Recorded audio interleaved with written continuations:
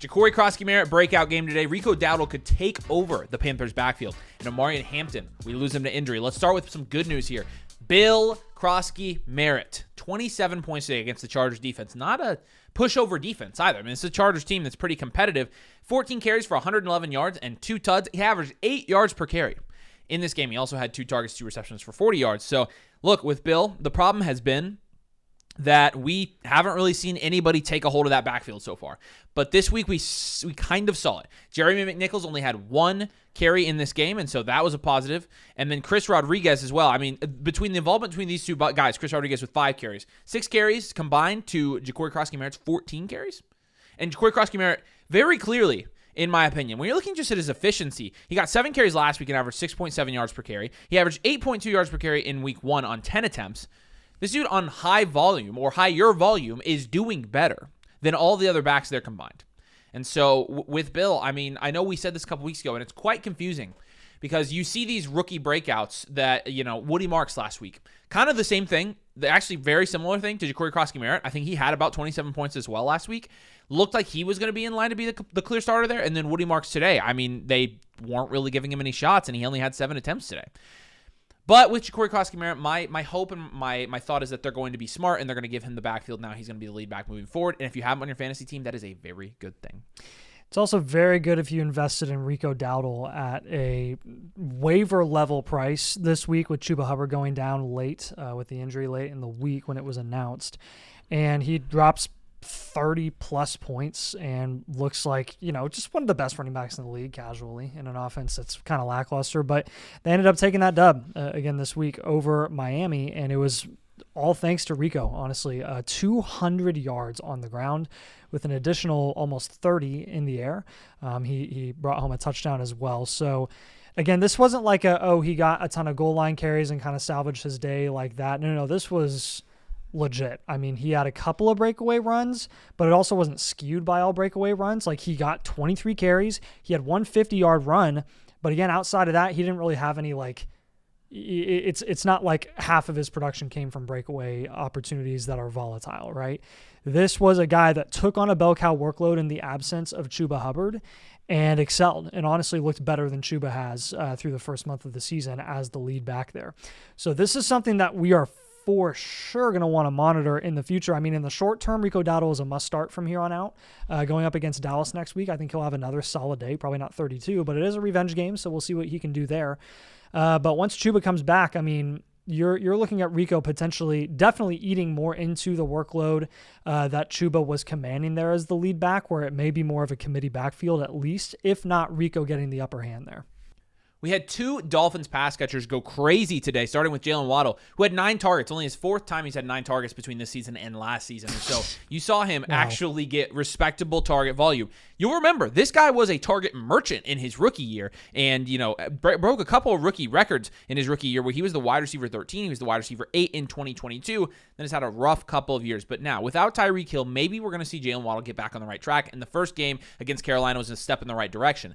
Now, should be said for both of these guys. Not going to be playing Carolina every week. This was a very favorable matchup for the Miami Dolphins here. And again, 9 targets, 6 receptions, 110 yards and a touchdown. But I did say they were actually making a concerted effort to throw down the field shots to Jaylen Waddle, which is a good idea considering that he's blazing fast. And so once you see that, you're encouraged. Now, with Darren Waller, on the other hand, he had 17 points last week against the Jets, and he follows it up with an 18-point game today against Carolina, 5 receptions, 78 yards, and a touchdown. He is probably the biggest sell I've ever seen. I mean, if you have Darren Waller, he's rostered in 69% of leagues right now. Nice. I legitimately, I cannot sell him fast enough. He's going to be hurt by tomorrow. Well, I'm not kidding, you guys. And you're going to trash me in the comments, which is fine, because I'll end up being right about this and be like, you're right, Darren Waller was always going to get hurt. Regardless, if Darren Waller were theoretically to stay healthy, it looks like he could have a pretty big role in this offense just because they don't really have anybody else there. Yeah. I just don't think that's going to happen. Predicting injury is not something I do unless it's Darren Waller. Jaylen Waddle, though, on the other hand, he looks really good. Yeah, and in reality here, you're going to see 5 other guys that we're talking about on waivers at the tight end position who can be just as productive as Waller, and they cost nothing. So that really, honestly, is going to be the main reason why we're going to say, sell for Waller. And real quick, we're actually updating our rest of the season rankings tonight and tomorrow on the site. If you want to see how our rankings have changed, you can go down to into the link below and get them completely for free. You can plug your team into the My Teams tool completely for free, see where your team ranks so far. All you have to do is create a free account with code DOMAIN. Use our tools to help win your fantasy football season. Again, we're giving those out at no cost. Just create an account, code DOMAIN. Go check it out in the link in the pinned comment. But Michael Carter had his first great day of the season because Benson goes on IR. We expected Carter to get a bulk of the carries on the ground and then DeMarcado to be the receiving back there. But Carter actually hauled in 5 receptions. He had 5 targets, 5 receptions for 22 yards, 18 carries on the ground, and he had a goal line carry. He was not efficient as a runner. He was not efficient as a receiver. He just got enough volume for him to score 18 points against a lackluster offense in Tennessee. He's got Indy next week as well, which is going to make him a pretty decent flex option that week too. So this is one that, again, if you spent a decent amount of dollars on Michael Carter to get a potential flex option in the short term to help you with bye weeks in the near future before Benson comes back healthy, it's probably going to pay off. It's looking pretty decent. And DeMarcado at this point, after fumbling the ball at the goal line, might be in the doghouse after you saw A.D. Mitchell this week get no usage and almost no snap share at all. Yep. So look for that to be a positive for Michael Carter and also Zonovan Knight, I think, in that offense as well, because he also almost got a touchdown and it got called back too. I did see that. So they did use all 3 of these guys, but Carter was the star there, and the usage definitely favored him. Moving over to the Chargers wide receivers, it was actually Ladd McConkey that led this receiving core today, which realistically, if you saw the trade I made in the Flock League, the reason I made that trade is because I knew in my heart of hearts that Ladd McConkey was going to bounce back. And realistically, I still don't think that offense is going to be one where you support 3 wide receivers there on a week-to-week basis. And that's what you saw on display this week with Keenan Allen having 9 targets. He's still Justin Herbert's tried and true target, but 5 receptions for 58 yards. He had 10 points. But then Ladd had 7 targets today. He's had 5 to 7 targets every game this year.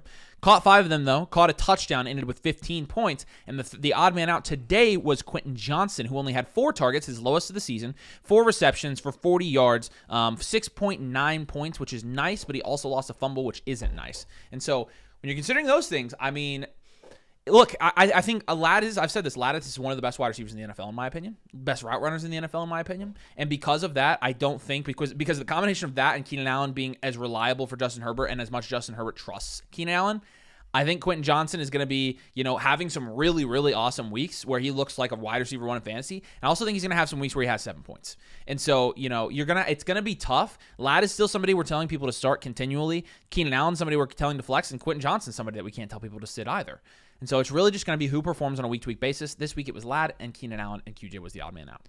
So Rachaad White had a great day as a bell cow there. Again, this is kind of this is the week of the unexpected bell cows that were pushed into roles because of injury or were in committees and then they finally broke out, a guy like JCM. But with Rachaad White this week, Bucky Irving obviously missing time, potentially more than just this week. I would say there's a good chance he'll miss next week and maybe even more than that, because now they're designating not just the foot injury or ankle injury, but also a shoulder injury that wasn't mentioned previously.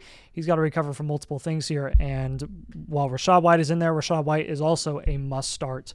14 carries today, 41 yards. Again, not efficient, but he gets 2 goal line carries and he just walks into the end zone, gets some receiving usage as well. 7 points just from his receiving usage today. So with those red zone carries and that receiving work, you got to be looking at Rachaad White being a must flex option that you feel really good about just because of his floor. And no, Sean Tucker is not going to be taking away from Rachaad White. I know that was a big concern for a lot of people. We were not necessarily worried about that. And I think Rachaad White proved it this week. This is a guy who just a couple years ago was the running back 4 in fantasy football as a lead bell cow running back.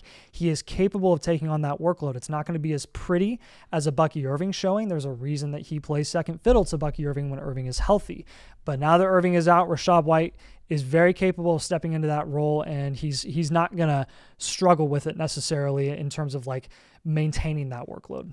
Yeah, and the other thing is they are excellent at toss plays, evidently, and that is Rachaad White. I mean, again, 2.93 yards per carry against Seattle and had 23 fantasy points, which again, that's what you saw in his rookie year. It wasn't efficient, and he produced in fantasy football. It doesn't matter if he's efficient or not; he's going to be productive there.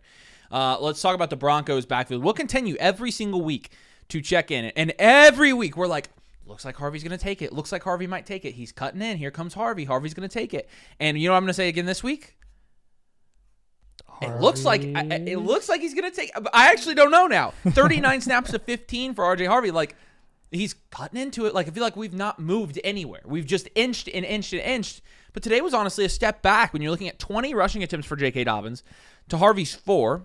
The targets are 3-1 in favor of Harvey, obviously, but the fantasy points go towards Dobbins as well, 15-6. I'm going to ask this question. I'll ask this question. Is the backfield going to look like this the entire season? I think it very well could. Yeah, it could. Yeah. I think it very well could. It's like a less good version of Kamara and Mark Ingram back in the day. It is a much less good version of that. And so, look, I mean, we're seeing the product of a guy getting out of Sean Payton's system, running back with Javonte Williams going to the Cowboys and looking like an absolute league winner right now. Harvey might be somebody at this point, like if you can still get anything for him. I mean, this may look bad in a couple weeks, but I'm not so sure that they're not just going to keep giving J.K. Dobbins 15 carries a game. And that Harvey becomes pretty much irrelevant at that point. He's going to have some games where he has a lot of plays and touchdowns and a lot of receiving usage. But even then, like his floor is going to be so low with J.K. Dobbins getting all the volume and getting red zone touches that he's like not even worth having on your team, in my opinion, for the price he's going right now. Because every fantasy creator and their mom is saying buy RJ Harvey. Have we put RJ Harvey as a buy on here yet? Have we had him on a buy video yet? I don't know. Not sure we have. And part of the reason for that is my gut just simply doesn't tell me that RJ Harvey's going to be taking over this backfield. Unless Dobbins misses time again, which he has every year historically. So that is a big reason why people hold on to him, obviously. Yeah, and even though he missed time last year, he did still play most of the year, which was, it wasn't an ACL, which is great. But Harvey, I don't know. I don't know, guys. I'm not so sure that Harvey's actually ever going to completely retake that backfield from J.K. Dobbins. I think J.K. Dobbins is going to be involved all year, and if that's true, that's going to significantly decrease the ceiling of R.J. Harvey for fantasy football this year. I'm officially throwing in the towel on predicting an Emeka Egbuka fall off. He's just a certified beast, stud, wide receiver 1 rest of the season. Were you predicting that? Well, we've talked about him being a potential candidate of like, if you can get enough for him, you might want to pivot. Yeah, we've given him as an up-tier target. Yeah, because that makes sense. Godwin and Evans coming back healthy. And look, guys, if he's the best wide receiver in that offense, and he objectively is at this point, then he's just going to produce. And Baker looks like a top 10 quarterback in the NFL. He looks incredible. The volume is there for him. The big playability for Egbuka is just unmatched. 31 points today. Yeah, he keeps bringing in touchdowns. Yeah, there's going to be games where he doesn't score touchdowns. Hey, guess what? The game where he didn't score a touchdown against the Jets, he still had 14 points. This guy's going to be a low-end wide receiver 1, and that's just going to be the way it is for the rest of the year. He is so freaking good, dude. Yeah, he's unreal. Literally playing against him in the Flock League. Every time Baker dropped back to pass, and I saw that ball go like above the line of scrimmage, and I was like, frick. Yeah. Oh my gosh. And he torched me too. It was bad. Yeah. Calvin Ridley had himself a day. That's something it took us 5 weeks to say. It's October, and finally Calvin Ridley has double-digit fantasy points. 18. 10 targets, 5 receptions for 131 yards. Had obviously some big plays there. But, I mean, realistically, Kyle, our research guy, was telling us, hey, you guys should give Calvin Ridley a buy. You guys should give Calvin Ridley a buy. We were like, no. And we were like, no, we're not doing that. Well, it looks like Calvin Ridley could have been a buy. He could have. At this point. And maybe Calvin Ridley is a buy. I don't know. I'll let you decide. That offense is still atrocious, and they're not playing Arizona every week. And that defense is just not good. And so with Ridley, though, it's maybe a step in the right direction because you drafted Ridley in the 6th. I don't think you've been able to sell him for anything at all. And at this point, I think he Ridley might be a good hold to just kind of see if this maintains, or maybe it won't. I don't know, but it's a good sign for Ridley. Yeah, we didn't want to not acknowledge this, but I would say it's probably minor news just in the grand scheme of things because you are going to have Kittle coming back healthy, you are going to have Jennings and Pearsall coming back at some point, but Kendrick Bourne having 11 targets and 10 receptions and 24 points on a Thursday night game where you didn't really expect that offense to do much when literally half of the starters for San Fran are injured right now. He had a great day. And this is one where if Mac Jones is at the helm for a decent amount of time and no one else is there at receiver, you do have that predetermined chemistry between Kendrick Bourne and Mac Jones dating back to New England where they did have some productive days. I will say, though, even during those stretches back in New England, they only lasted so long and they were very volatile because that's just kind of the way Mac Jones operates in an offense. He's kind of a game manager and will do what Shanahan says and he'll do it well. And once these other guys start coming back in healthy, you're just not going to see this type of target volume for a guy like Kendrick Bourne. We'll mention him in the waiver pickups for you guys because he's only 15% rostered right now, but we're probably not going to be spending too much on him. All right, let's talk about our injury singular for the day because there's really only one that we need to talk about. Kyler left the game, but he came back in. The concerning one is Omarion Hampton. This one just might kill my fantasy football season, guys. 40 minutes ago, as of the recording of this video, left the locker room with a walking boot on his left ankle. It was kind of a freak play. He got clipped by a defender, which doesn't typically signify like a sprain or something like that. Seems like it would be like a bruise or like a bone bruise or something like that, but that's just me being Dr. Avery, and Dr. Avery's an idiot. And so realistically, I mean, a boot's not good, and while he was moving around and walking on it, if he can't cut, he's probably not going to play. And so at that point, if you're an Omarion Hampton owner, I would expect to be without him for at least a week, probably 2 to 3 weeks if I had to guess at this point, with him not coming back in the game, him going to the locker room, and then him having a boot. I mean, I'm just reading between the lines here. It doesn't look good, and they're probably going to be very careful with Omarion Hampton. I mean, the entire Chargers team is hurt at this point. Their entire offensive line is hurt. Now Hampton's hurt. It's brutal for the Chargers, and it's brutal for you, and it's brutal for me. Trust me, I know. But we'll keep an eye on that, and we'll keep you updated through the week, of course, with our rankings for next week. But that actually is the only reason that there are interesting waivers this week. Legit the only reason. Because realistically, I don't think there are a ton of guys here. Nope. Like, just as a general rule, that you're going to want to drop very much money on at all. No. But we'll talk about Michael Carter first because, you obviously talked about him being the bell cow there. And I do think if he's going to have that role for the next 3 games, he's worth picking up and spending a decent amount on. Yeah, he's got 59% rostership at this point. A lot of people took the shot on him once this news came out that Benson was put on IR. It was DeMarcado and it was Michael Carter. So, again, if he is available on waivers, I would spend probably the same amount that we recommended that you spent on Marks last week, which I know Marks had a down game this week, but they didn't really even need to utilize him in that game that much. And they, again, split time with Chubb. So with Michael Carter in the short term, you're going to get some production from him, and he's flexible on weeks where you have buys and injuries, etc. So if you want to drop, 20 to 30% of your waiver budget on Michael Carter, or honestly even more, I wouldn't blame you for that at this point of the season. I'll just mention Bam Knight. He's actually 4th on our waiver priority list here.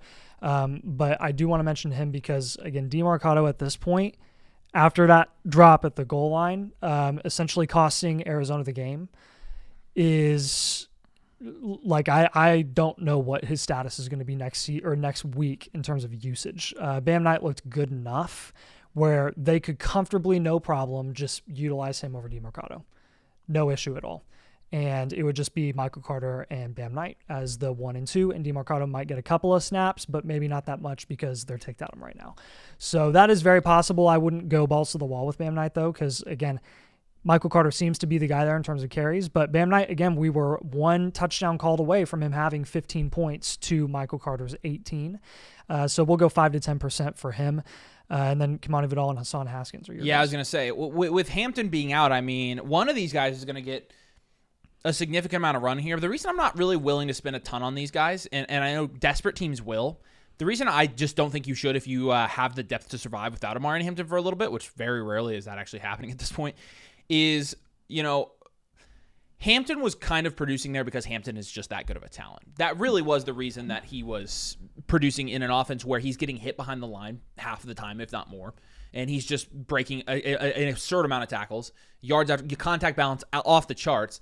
That's really why Hampton was producing, also because he's such a good receiving back. Now, with these 2 backs behind Omarion Hampton, we have Hasaan Haskins, who's been the guy the last couple weeks that has been spelling Omarion Hampton when he's been taking a couple snaps off. Last week, again, he had 90% snap share. And they didn't really come into the game today until Hampton got hurt. So it's been Haskins, who had 5 carries in today's game for 13 yards. I like Kimani Vidal as well because I thought when he was in the game, which they did have him in the game there when they got into the red zone and he almost scored a touchdown, I thought he looked better than Hasaan Haskins did. And so I'm going to guess that they're going to get him pretty heavily involved if Hampton is out. But your guess is as good as mine in terms of, the depth chart guy is Haskins. And in my opinion, the performance guy is Vidal. I also think Vidal probably has a better receiving skill set than Hasaan Haskins does, and so you could see him utilized in that manner as well. And so it's really just up to you how much you want to drop on these guys. And if you're in a situation like me, you might need to get these guys, which, even though I need to get these guys, realistically, I'm giving away my strategy here. I'm not going to spend big on these guys. There's no reason to. We're going to put 10 to 20% here on each of them just because you really don't know which one is going to be. You almost have to try to get both of them, which kind of sucks because then you're spending almost half your fab, depending on how much fab you have in a league.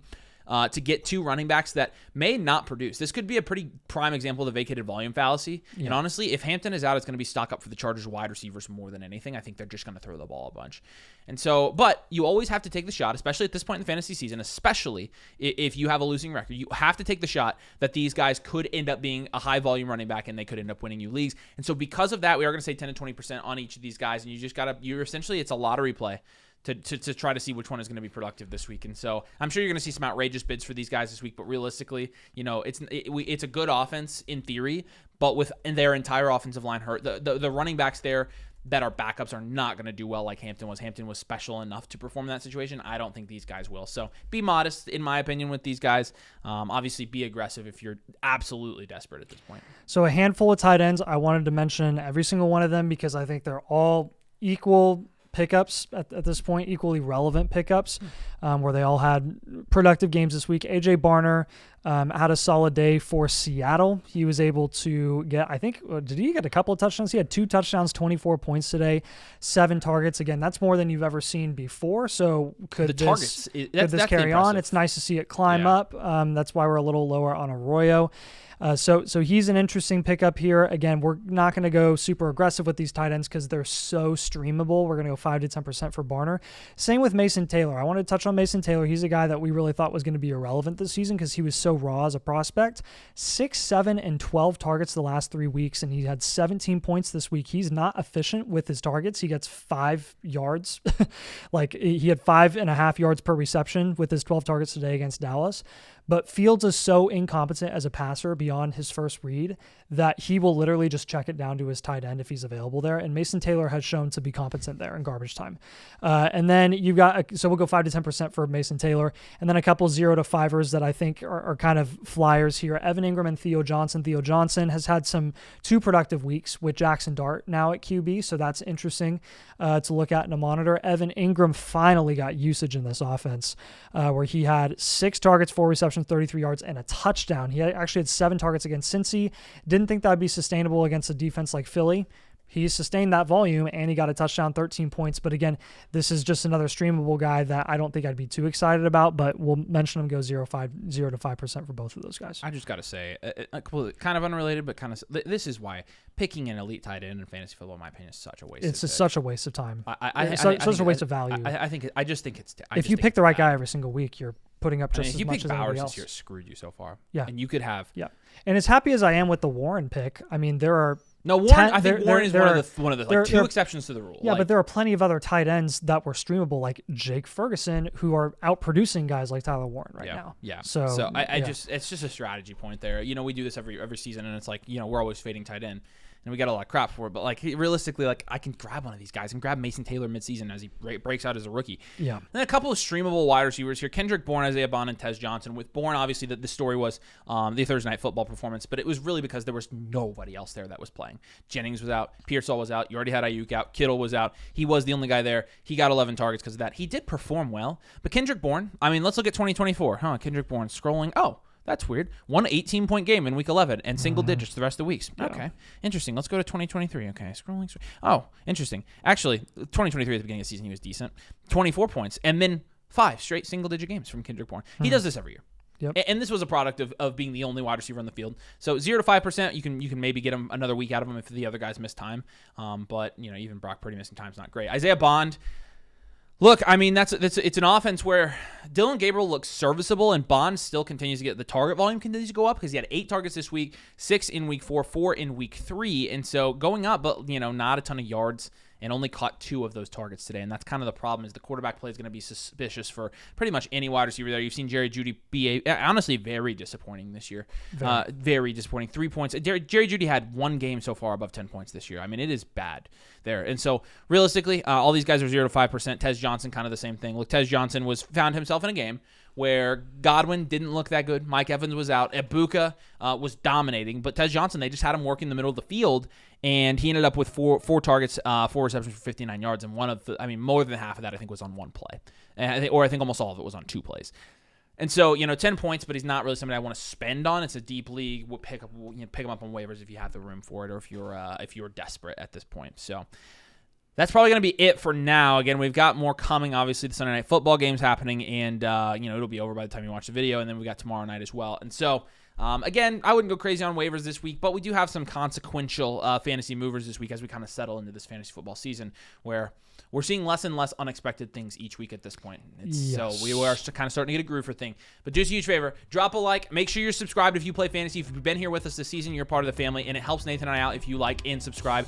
And we appreciate that a ton. You can get our free rest of season rankings. We'll be updating them tonight and tomorrow. Get that at the link below. Create a free account with code domain. And you can get that. And you can plug your team into my team. So we'll see where you rank so far throughout the season. But we appreciate you guys. Thanks for watching. We'll see you soon.